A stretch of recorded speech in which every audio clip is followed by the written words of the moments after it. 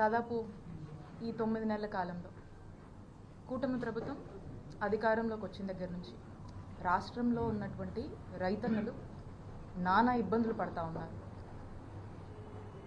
అప్పులు చేసుకోనో ఏదో ఇబ్బందులు పడి వాళ్ళకున్న స్తోమతలో ఏదో ఒక పంట వేసుకున్నటువంటి రైతు పరిస్థితి ఈ రాష్ట్రంలో ఈ రోజున ఎలా ఉందంటే అది ఇక ఎటు కాలేక ఏమీ కాలేక ఈ ఇబ్బందులు పడలేక ఆత్మహత్యల వరకు కూడా దారి తీసేటువంటి పరిస్థితులు కూటమి ప్రభుత్వంలో ఏర్పడ్డటువంటి పరిస్థితులు ఈరోజు రాష్ట్రంలో నెలకొన్నాయని చెప్పి మనం చెప్పొచ్చు.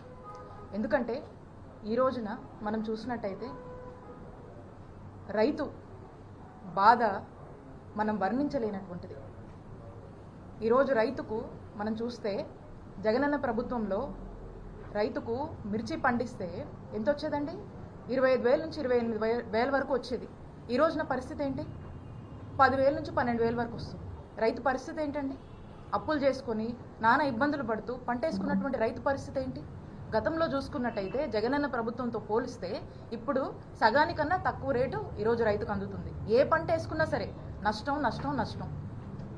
ఈ రోజున ఇలాంటి పరిస్థితిని అడ్రస్ చేద్దాము, ఈ పరిస్థితిని ప్రభుత్వం దృష్టికి తీసుకువెళ్దామని చెప్పేసి ex chief minister Shri YS Jaganmohan Reddy గారు ఏషియాలోని ద సెకండ్ లార్జెస్ట్ మార్కెట్ యార్డ్గా పేరొందినటువంటి మన గుంటూరు జిల్లా మార్కెట్ యార్డ్కి వచ్చి అక్కడున్నటువంటి వేల మంది రైతులు ఈ రోజున వాళ్ళ యొక్క గోడు వినిపించుకుందామని జగన్మోహన్ రెడ్డి గారిని కలుద్దామని చెప్పి అక్కడికి వచ్చినటువంటి రైతులు వారి యొక్క బాధ తెలియజేసుకుంటూ జగనన్న ప్రభుత్వం అప్పుడు మేము ఇంతో అంతో వలసపోయిన వాళ్ళం కూడా వెనక్కొచ్చి వ్యవసాయం చేసుకొని ఏదో ఒక పంట పండించుకొని మేము సంతోషంగా ఉన్నాం. ఈ 9 నెలల నుంచి వాళ్ళకు ఉన్నటువంటి దుస్థితిని వాళ్ళు జగన్మోహన్ రెడ్డి గారికి ఎక్స్ప్రెస్ చేస్తూ వాళ్లకు జరుగుతున్నటువంటి నష్టం గురించి వాళ్ళు చెప్పుకుంటూ ఉంటే మరి ఒకవైపున రైతన్నలు వాళ్ళ సమస్యలు చెప్పుకొని గతంలో జగనన్న ప్రభుత్వం ఉన్నప్పుడు రైతు భరోసా కేంద్రాలు పనిచేశాయి. విత్తనం నుంచి విక్రయం వరకు కూడా మరి అలాంటి ఫెసిలిటీస్ ఒక సిస్టమ్ని తీసుకొచ్చి అవకాశాలు కల్పించి రైతుకు చేదోడుగా వాదోడుగా ఉన్నటువంటి జగనన్న ప్రభుత్వాన్ని కొనియాడుతూ ఈ రోజు ఉన్నటువంటి వాళ్ళ కన్నీటి గాథల్ని ఈరోజు జగన్మోహన్ రెడ్డి గారితో చెప్పుకుంటూ ఉంటే మరి ఈ కార్యక్రమాన్ని ముందుగానే ఇదొక ప్లాన్ చేసి ఈ కార్యక్రమం గురించి ఇక్కడ ఉన్నటువంటి ఆఫీసర్స్ అందరు నోటీసులు కూడా పెట్టి జగన్మోహన్ రెడ్డి గారు రైతులకు అండగా ఉండి వారి యొక్క బాధను ప్రభుత్వం దృష్టికి తీసుకువెళ్ళాలి, ప్రజలు సమస్యల్లో ఉంటే ఒక ప్రతిపక్ష నాయకుడిగా ఈరోజు జగన్మోహన్ రెడ్డి గారు గుంటూరుకు వస్తే ఏం జరిగిందంటే చూస్తున్నారు మీరందరూ. పోలీసుల బాధ్యత ఏంటండి? కాన్స్టిట్యూషన్ పద్ధతిలో కూడా వాళ్ళు పనిచేయాల్సినటువంటి అవసరం పోలీసులది. ఈరోజు కేవలం ఒక టీడీపీ పార్టీ కోసం పనిచేస్తున్నట్టుగా వాళ్ళ యొక్క వైఖరి ఈరోజు మనకు అర్థమైంది. ఈ రోజున ఒక ఎక్స్ చీఫ్ మినిస్టరు దాదాపు 40% కన్నా ఓట్ షేర్ ఉండి ఒక అత్యంత ప్రజాదరణ కలిగినటువంటి నాయకుడు ఒక పెద్ద పార్టీని రిప్రజెంట్ చేస్తూ ఈ రోజున గుంటూరుకు వస్తే కనీసము వారి యొక్క Z+ కేటగిరీ సెక్యూరిటీ అంటే ఏదైతే ఒక ప్రైవేట్ సెక్యూరిటీ అతనికి సంబంధించినటువంటి ఒక ఫిజికల్ సెక్యూరిటీ ఏదైతే పోలీసులు మినిమం ఇవ్వాల్సినటువంటి అవసరం బాధ్యత ఉందో అది కూడా ఈరోజు ఇయ్యనటువంటి పరిస్థితి. అలాగే అసలు పోలీస్ కానీ సెక్యూరిటీ కానీ ఎందుకండి? ఎక్కడైనా జనం గుమిగూడితే వాళ్ళని ఒక పద్ధతిలో మెయింటైన్ చేయడానికి ఈ రోజున ఈ సెక్యూరిటీ అనేది అవసరం. లా అండ్ ఆర్డర్ కంట్రోల్లో ఉంచడానికి ఇవన్నీ కూడా మెయింటైన్ చేయడానికి అవసరం. ఒక విఐపి ఈరోజు వచ్చినప్పుడు Z+ కేటగిరీకి సంబంధించినటువంటి సెక్యూరిటీ ఇవ్వాల్సినప్పుడు కనీసం అతని గురించి కానీ ఏదైనా తొక్కిసలాటనో లేకపోతే ఏదైనా ఇంజురీ జరుగుతేనో లేదా సెక్యూరిటీ లేదని ఈరోజు మా లీడర్కి ఏదైనా హామ్ జరుగుంటే ఎవరిది రెస్పాన్సిబిలిటీ? ఎవరు తీసుకుంటారు ఈ రెస్పాన్సిబిలిటీ? ఇక్కడ ఏమీ లేదు అని చెప్పేసి ఏదైనా జరుగుంటే who is responsible for this? Is this not the responsibility of the police అని మేము ప్రశ్నిస్తా ఉన్నాం. ఈరోజు జరగకూడదు, నిన్న జరిగితే స్టాంపేడ్ అని రాస్తారు, మాట్లాడతారు.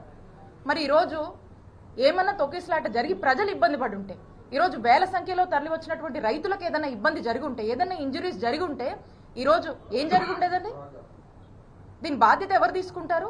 I'm asking, it is not the fundamental basic responsibility of the police to react on this? ఎందుకు పోలీస్ వారి యొక్క బాధ్యత తీసుకోలేదు? I demand the SP, DIG గారు, ఐజీ గారు, డీజీపీ గారు దీని మీద ఎక్స్ప్లెనేషన్ ఇవ్వాలి. మీరు ఎందుకు ఒక ఎక్స్ చీఫ్ మినిస్టర్ ఈజో టూర్కి వస్తే ఒక ముందుగానే ఒక షెడ్యూల్ ఇచ్చి ఒక టూర్కి వస్తే ఎందుకు were you expecting some harm would have to happen to them or some stampede? If something would have taken place, who is responsibility? So కాబట్టి నేను అడుగుతా ఉన్నాను, we demand your explanation why they did not provide the security. అలాగనే బందోబస్తు అనేది ఒక అధికార పార్టీకే కాదు కదండి.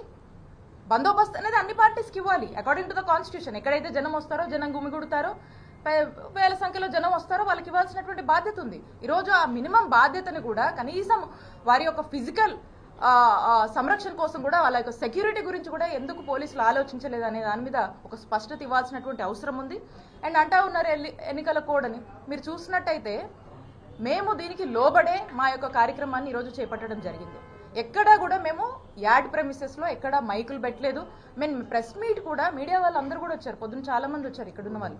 మీరు అందరూ కూడా చూస్తే మీడియా మైక్స్ కూడా అవుట్ ఆఫ్ ది యాడ్, అంటే బయట మనం ప్లాన్ చేసుకున్నాం, బయట పెట్టడం జరిగింది. మీడియాని కూడా జగన్మోహన్ రెడ్డి గారు బయట యాడ్ ప్రెమిసెస్లో అడ్రస్ చేయడం జరిగింది. ఎక్కడ కూడా వైలేషన్ లేదు. అండ్ మోర్ ఓవర్ మీ అందరికి కూడా తెలుసు, ఇక్కడ వైఎస్ఆర్ కాంగ్రెస్ పార్టీ ఈ ఎన్నికలకు దూరంగా ఉంది. We are not participating in this election. So మేము క్లియర్గా చెప్పాం, ఎక్కడ మా వంతు ప్రచారం కూడా లేదు, ఏమీ కూడా లేదు. అయినా కూడా ఈరోజు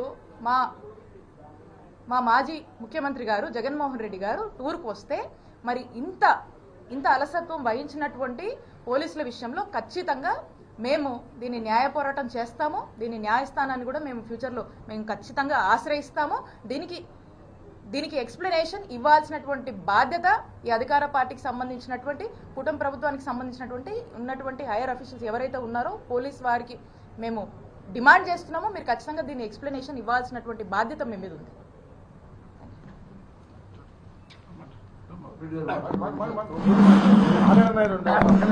మాట్లాడు